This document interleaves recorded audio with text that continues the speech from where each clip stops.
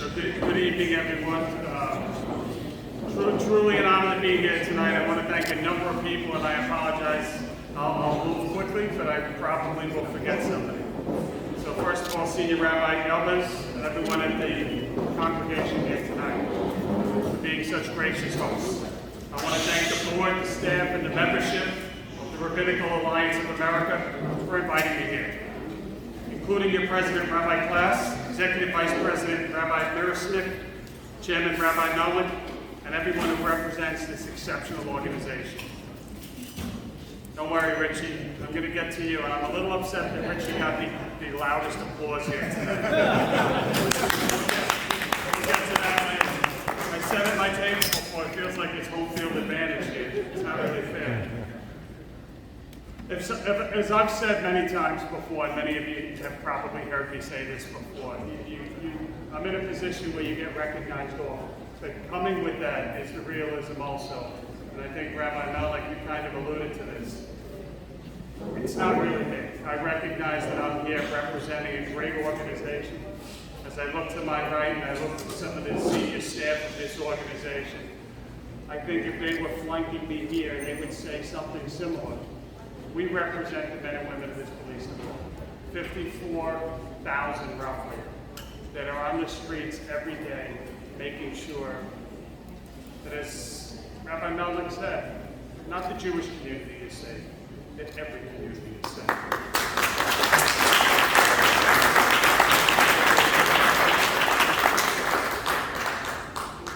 The work that we do in telling their story is really quite easy after the work that they put in. Our job is fairly easy.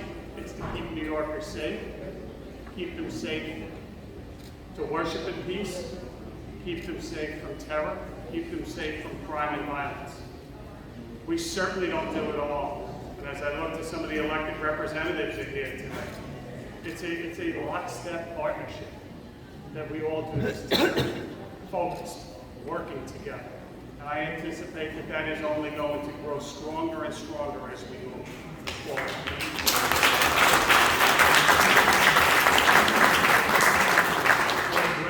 When you look at the challenges that we have faced over the last 18 months, I don't think any of us could have predicted. I don't think any of us could have predicted some of the loss and the pain that we've gone through. I often am asked when I'm in front of a TV camera, which is probably too often, what's the future hold? I am incredibly optimistic. I think that we are facing this pandemic that doesn't quite want to let go, but it will come, and the vaccines are making progress. I think of the state of crime in New York City, that I will tell you keeps everyone at that table up each and every night. How do we do better? But I will tell you this, because you can't always believe what you read in the paper. We are now about to close out the month of August. August is going to be the third month in a row where we made significant gains in the gun violence that's plaguing our city.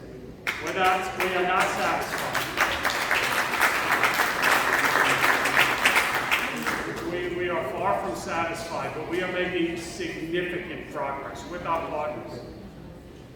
My goal is to close out the last 7 months of this year, chipping into that violence. 7 months. Turn momentum over month after month to head into 2022. My goal is to finish this year down in shootings from last year.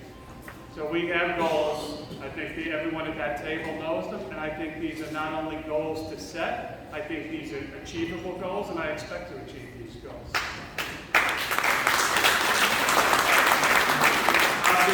I'll tell you, because I know Jeff Mandry is chomping at the bit. He loves to speak, and he's got like a 20-minute speech. He said it's going to take right to dessert, Jeff's speech. But we are going to get New York City back to where we want it to be. We need everyone's help. We need the clergy's help. We need the private industry's help. And I'm telling you, we're getting it. We need the elected officials' help, and we're getting it. But it's going to take all New Yorkers, as we always do. We take a punch, but we respond very well.